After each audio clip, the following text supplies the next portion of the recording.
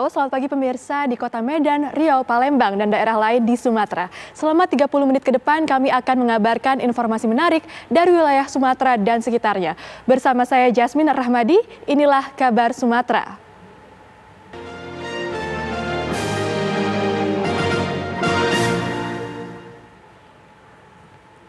Dua kelompok organisasi masyarakat di Medan, Sumatera Utara terlibat bentrok. Seorang polisi yang mencoba melerai terluka akibat senjata tajam.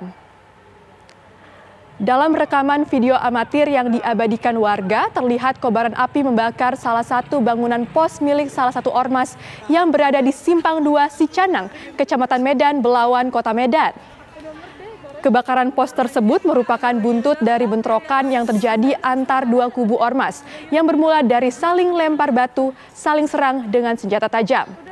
Seorang petugas kepolisian dari Polsek Medan Belawan terluka di tangan akibat sabetan senjata tajam.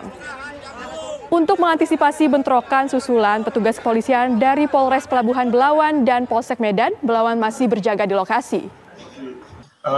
Motifnya kedua ormas ini kemungkinan karena salah satu ormas baru terbentuk, sehingga ormas yang satu lagi merasa tidak senang, sehingga timbul kecemburuan, maka sering terjadi gesekan-gesekan, dan kita sudah lakukan pertemuan antara kedua belah pihak. Truk bermuatan kardus berisi botol minuman terlibat kecelakaan di Jalan Baru Adamalik, Rantau Prapat, Kabupaten Labuhan Batu, Sumatera Utara. Truk ekspedisi ini terguling karena mengalami pecah ban hingga tidak kuat melewati jalan tanjakan. Saat mundur, badan truk merobohkan 2 tiang listrik, 1 unit mobil box yang tengah parkir, serta 8 unit sepeda motor yang tengah parkir di teras rumah. Tidak ada korban jiwa dalam kecelakaan ini, namun kerugian material diperkirakan mencapai ratusan juta rupiah.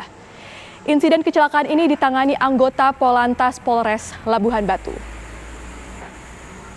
Kepolisian Sektor Sunggal, Sumatera Utara memburu pelaku pembunuhan bocah kelas 6 sekolah dasar Sultan Ragil Baginda yang tewas ditikam pamannya saat belajar di kelas. Petugas unit Reskrim Polsek Sunggal, Sumatera Utara mengejar pelaku pembunuhan, yakni Rahmat warga Kampung Keliongan, Desa Sei Semayang, Deli Serdang, Sumatera Utara. Rahmat merupakan pelaku pembunuhan sadis seorang bocah kelas 6 sekolah dasar Sultan Ragil Baginda yang tak lain merupakan keponakannya sendiri. Petugas telah melakukan identifikasi terhadap jasad korban dan menyita barang bukti pisau yang digunakan pelaku untuk membunuh. Jauh ini kita masih melakukan pengejaran.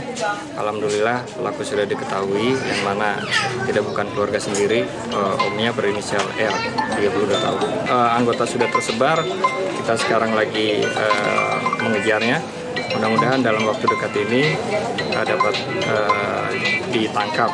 Saya juga memohon kepada warga, sanak keluarga, masyarakat di sini yang memang mengetahui keberadaan yang bersangkutan dengan ciri-ciri tertentu, sampaikan kepada kami. Seorang pelaku penggelapan motor ditangkap Polda Sumatera Selatan. Modusnya pelaku berpura-pura meminjam motor untuk pergi ke ATM.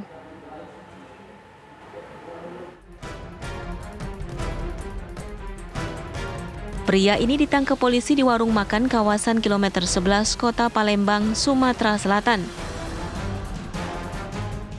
Pelaku Jun dan 2 temannya menggelapkan sepeda motor milik Dharma Utama. Modusnya, para pelaku berpura-pura meminjam motor untuk pergi ke ATM. Namun, motor kemudian mereka jual ke Lembak Muara Enim. Hasil penjualan digunakan untuk bermain judi. Begitu sudah minjem motor, dibawanya lari, tidak dibalikinnya lagi. Yang ceweknya nih ujungnya acak-acak minjem ya? Iya, yang cewek itu si Yosi itu, yang tahun dia nih minjem, minjem motor, sudah dapat pinjaman untuk KTM, acak KTM, tahu-tahu tidak balik lagi. Sementara polisi kini masih mengejar 2 pelaku lain. Dari Palembang, Sumatera Selatan, Samsul Rizal TV One mengabarkan. Pemirsa, berikutnya 6 pelajar SMP di Kabupaten Lampung Barat tega menghabisi nyawa teman sekolahnya. Hal tersebut dilakukan lantaran dendam akibat sebelumnya tersangka kalah berkelahi dengan korban. Jasad Arga, seorang pelajar kelas 2 SMP Negeri Air Hitam, Lampung Barat, ditemukan warga di pinggir Sungai Waikabul, Kecamatan Waitenong, Lampung Barat pada Januari lalu. Korban awalnya disebut-sebut meninggal dunia akibat kecelakaan terpeleset di sungai.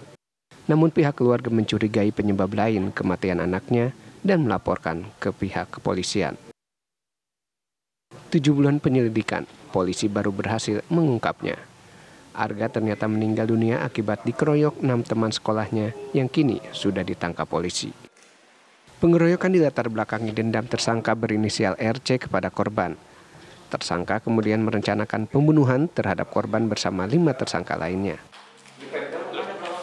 Antara korban dan tersangka kontak fisik, tersangka ini kalah, mungkin masih timbul amarah atau dendam, sehingga mereka merencanakan hal tersebut sampai dengan pengeroyokan dan meninggal dunia si korban. Atas perbuatannya, para tersangka yang masih di bawah umur tersebut terancam hukuman 15 tahun penjara. Dari Bandar Lampung, Pujiansyah, TV One mengabarkan.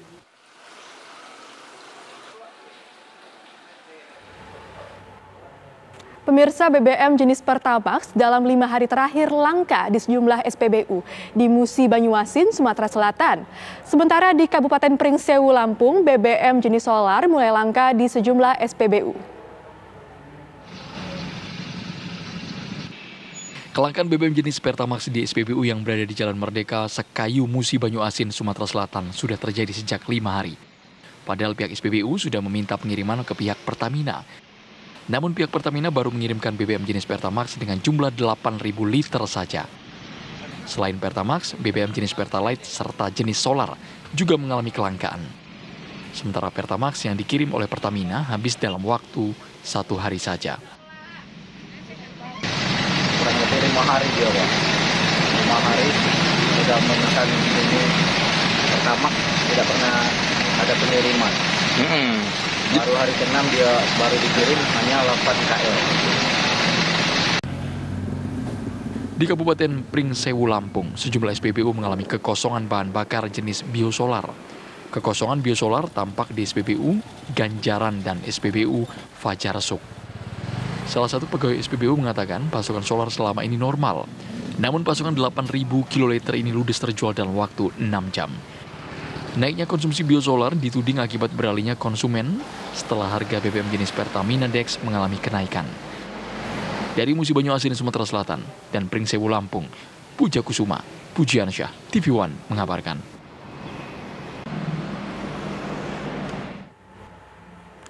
Pemirsa, kabar Sumatera masih akan hadir usai jeda.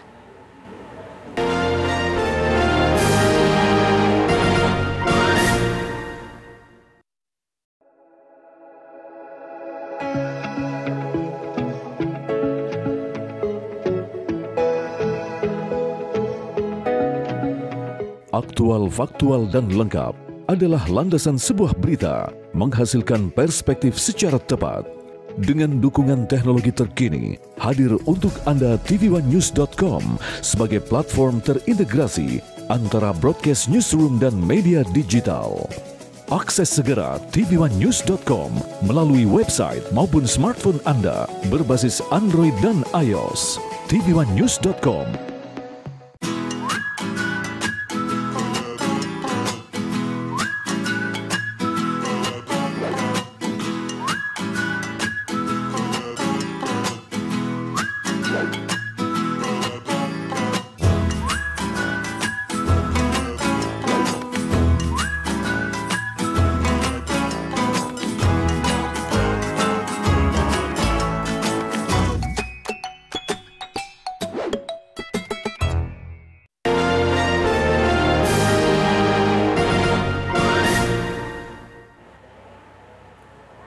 Pemirsa, 3 pelajar di Kota Palembang, Sumatera Selatan disiram air keras oleh pelajar sekolah lain ketika terjadi aksi tawuran. Akibat kejadian tersebut, ketiga siswa mengalami luka bakar cukup serius di sekujur tubuh.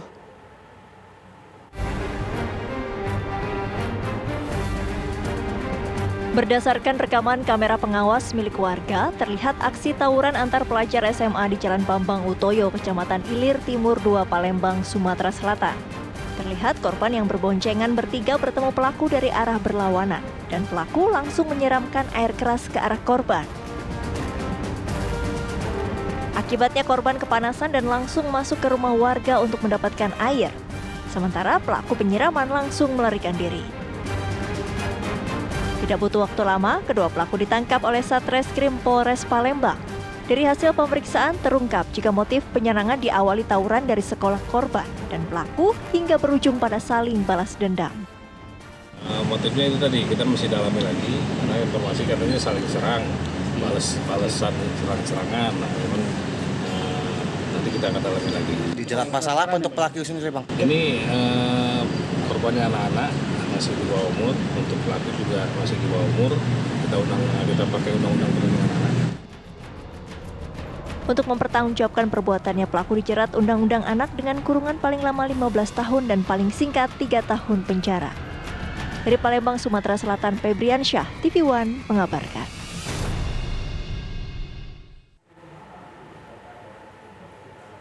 Berikutnya pemirsa, sindikat pembuat sertifikat palsu di Banyuasin dibongkar Polda Sumatera Selatan. Polisi telah menangkap 2 pelaku yang merupakan mantan kepala desa.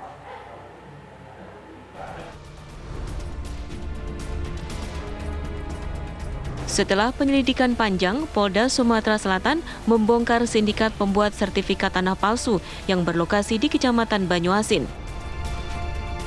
Polisi menetapkan 2 tersangka, Yudi dan Effendi. Effendi merupakan mantan kepala desa dan Yudi mengaku pegawai BPN Banyuasin. Dari 2 pelaku, polisi menyita 19 sertifikat tanah palsu. Itu semua kemudian dirapikan dan dicetak. Dan mereka ngikutin siapa pejabat-pejabat sekarang, apa semua, mereka mencetak. Itu modusnya intinya sih pemalsuan. Yang jelas ya pasti. Dan memang keterangan dari BPN juga sudah menyampaikan bahwa SHM yang dicetak itu sudah pasti palsu. Dan dalam kasus ini, polisi setidaknya sudah menyita 26 sertifikat tanah palsu dan masih mengembangkan kasus ini. Dari Palembang, Sumatera Selatan, Samsul Rizal, TV One mengabarkan.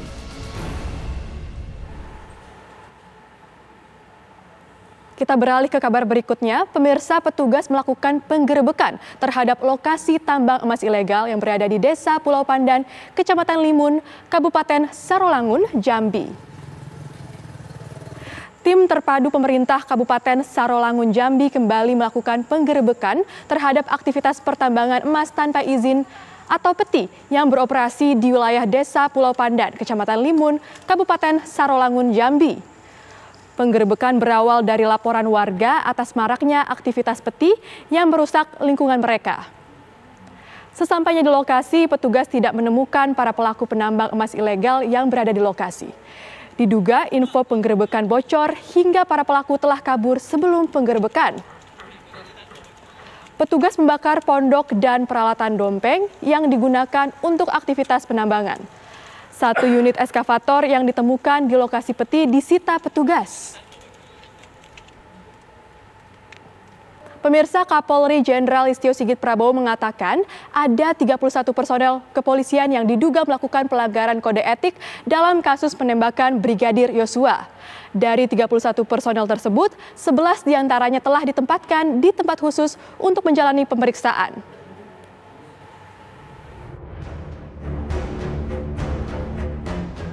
Jumlah anggota polisi yang diduga melakukan pelanggaran kode etik kasus penembakan Brigadir Yosua kembali bertambah. Jika sebelumnya ada 25 personil, kali ini jumlahnya bertambah 6 orang sehingga total menjadi 31 personil. Kapolri Jenderal Listio Sigit Prabowo menjelaskan, dari 31 personil tersebut, 11 diantaranya telah ditempatkan di tempat khusus untuk menjalani pemeriksaan. Kemarin ada 25 personil yang kita periksa dan saat ini bertambah menjadi 31 personil. Kita juga telah melakukan penempatan khusus kepada 4 personil beberapa waktu yang lalu dan saat ini bertambah menjadi 11 personil Polri. Terdiri dari 1 bintang 2, 2 bintang 1, 2 kombes, 3 AKBP, 2 kompol, dan 1 AKP. Dan ini kemungkinan masih bisa bertambah. Dalam kesempatan yang sama, Irwasum Polri yang juga Ketua Tim Khusus Komjen Budi Agung Marioto merinci 31 personil polisi yang diduga melakukan pelanggaran kode etik atau pidana. Terbanyak berasal dari Divisi Propam Polri, disusul Polda Metro Jaya dan Barreskrim Polri.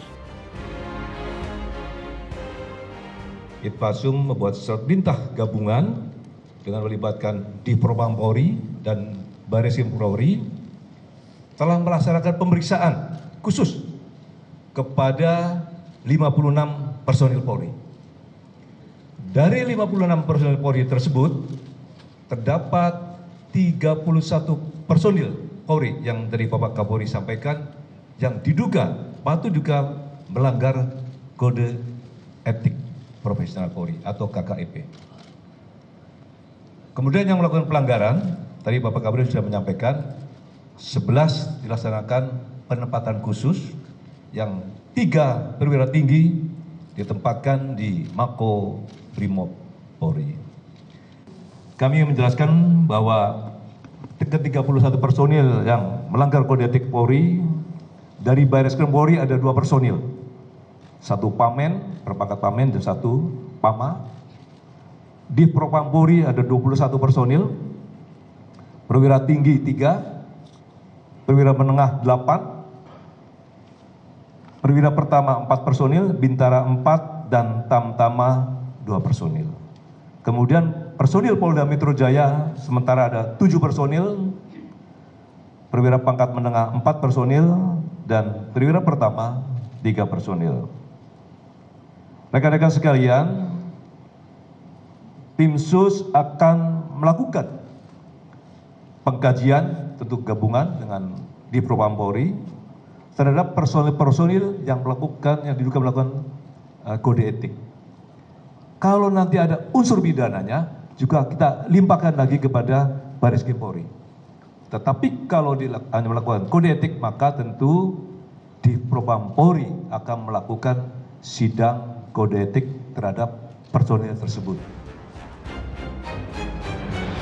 Inspektorat Khusus Polri masih terus melakukan pemeriksaan terhadap 31 personil yang diduga melakukan pelanggaran etik.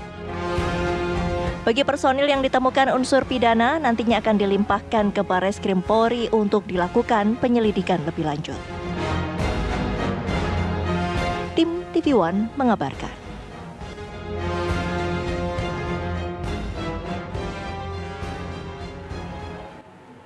Dan berikut daftar 31 polisi yang diduga lakukan pelanggaran etik dalam kasus penembakan Brigadir J. 11 diantaranya menjalani pemeriksaan di tempat khusus.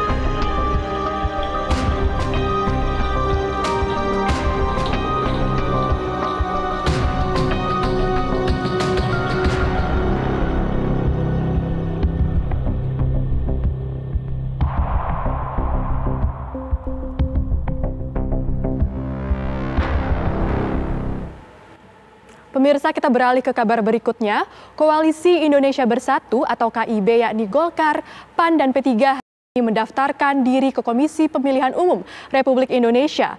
Selain KIB, Partai Solidaritas Indonesia atau PSI juga mendaftar ke KPU RI.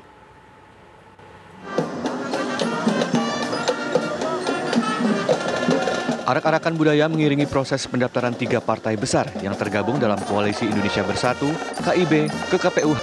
KIB yang terdiri dari PAN, Golkar, dan P3 berkumpul di depan Geraha Mandiri untuk kemudian bersama-sama menuju kantor Komisi Pemilihan Umum di Jalan Imam Bonjol, Jakarta.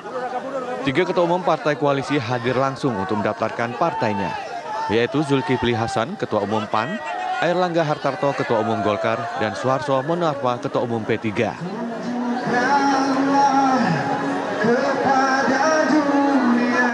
Selain partai dari KIB terlebih dahulu pada Rabu pagi, Giring Ganesa mendaftarkan Partai Solidaritas Indonesia (PSI). Pertama, Partai Golkar bersyukur dan alhamdulillah telah mendaftarkan di KPU, dan kami berterima kasih mengapresiasi KPU atas pendaftaran yang berjalan lancar, dan kami juga menyadari bahwa yang dilakukan KPU dengan memperkenalkan Sipol adalah terobosan yang baru, sehingga seluruh proses bisa dilakukan secara digital.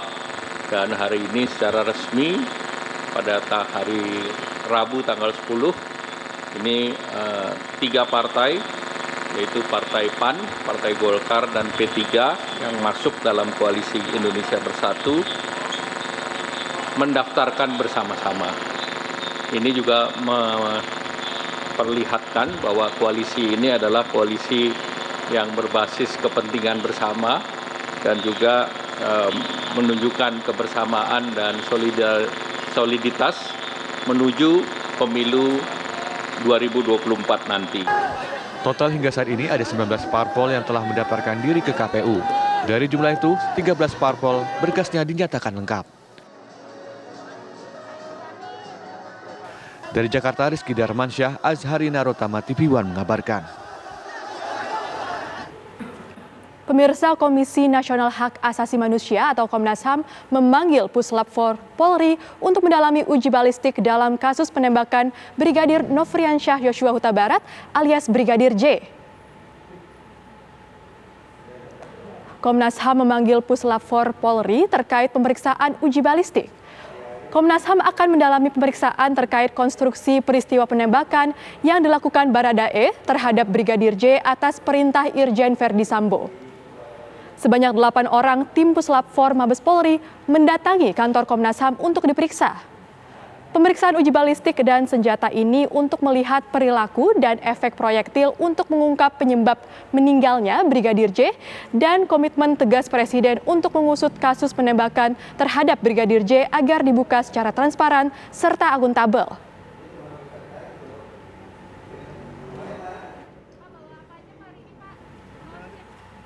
Pemirsa, Kabar Sumatera masih akan hadir usai jeda.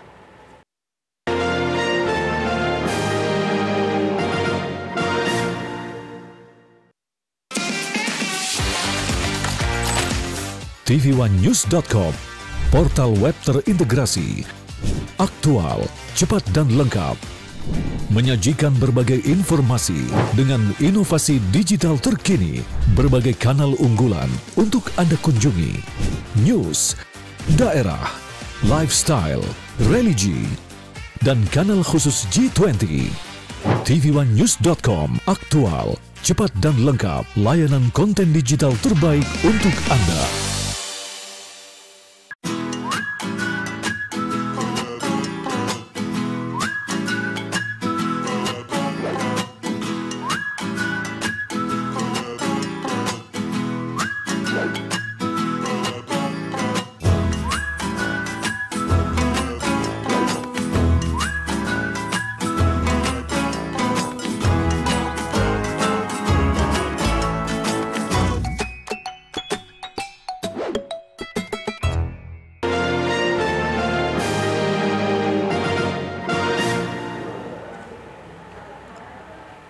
Anda kembali di Kabar Sumatera. Pemirsa, 6 orang pengirim pekerja migran ilegal ditangkap polisi di Batam, Kepulauan Riau. Para pelaku mengirim pekerja migran ke Malaysia.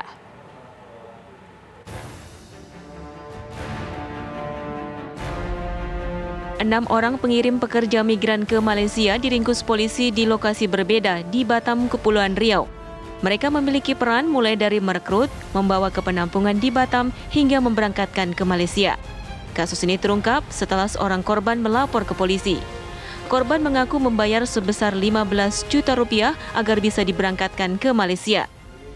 Memberangkatkan PMI sesuai dengan prosedur yang ada. Jangan coba-coba atau bermain-main dengan nyawa manusia, memberangkatkan mereka dengan cara ilegal. Sampai di sana ada masalah atau apa, dapat dipertanggungjawabkan di kemudian hari. Dalam pemeriksaan terungkap, para pelaku mengirim pekerja migran secara ilegal 5 hingga 15 orang per hari. Dari Batam, Kepulauan Riau, Alboin TV One mengabarkan.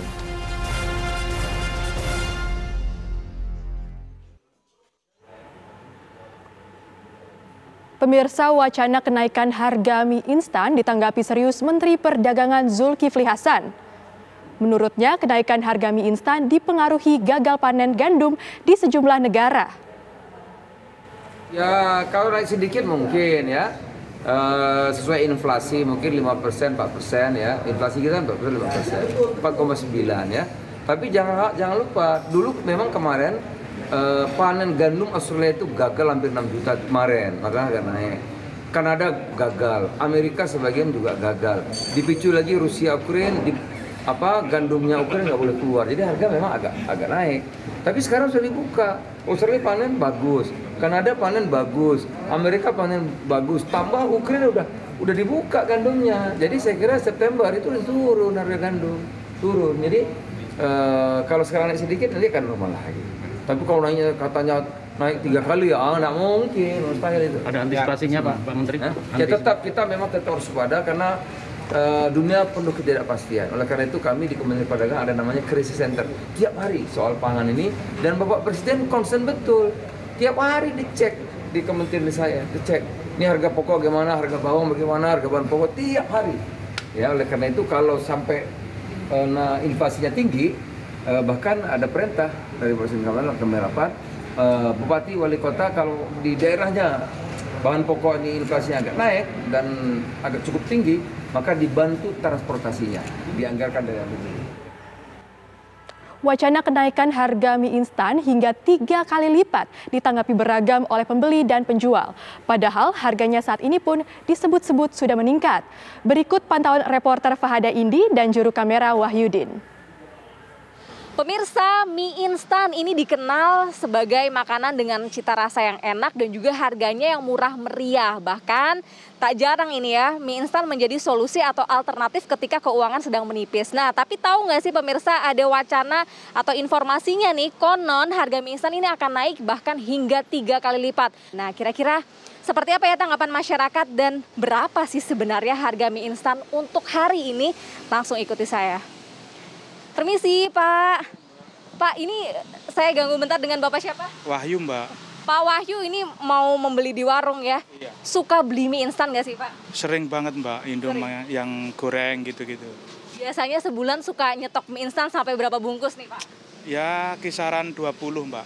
20 dalam 1 bulan untuk satu keluarga ya, Pak ya? Iya, Mbak. Soalnya kan ekonomi sekarang susah, apa-apa mahal. Jadi kan banyakkan mie. Kita tanya ke pedagang warung di sini. Halo, selamat siang. Ini Bapak siapa, Pak? Bapak Heri. Pak Heri, saya mau konfirmasi, Pak. Sebenarnya hari ini harga mie instan itu kisarannya berapa sih, Pak? 3.000 sampai 3.500. Itu untuk per bungkus ya, Pak? Iya, per bungkus ya. Oke. Nah, kalau misalnya Bapak sudah tahu belum ada wacana nih, Pak, katanya mie instan akan naik 3 kali lipat karena pasokan gandum ini mulai menipis. Wah, baru tahu sekarang nih. Kita berharap ya harga mie instan ini tetap stabil karena memang mie instan ini adalah makanan yang banyak ini dinikmati oleh masyarakat Indonesia, khususnya tidak hanya karena harganya murah namun rasanya yang juga enak nih pemirsa. Dari Jakarta, Fahada Indi, Wahyudin, TV One mengabarkan. Pemirsa, kabar tadi mengakhiri jumpa kita di Kabar Sumatera. Saya Jasmine Rahmadi bersama kru yang bertugas pamit undur diri.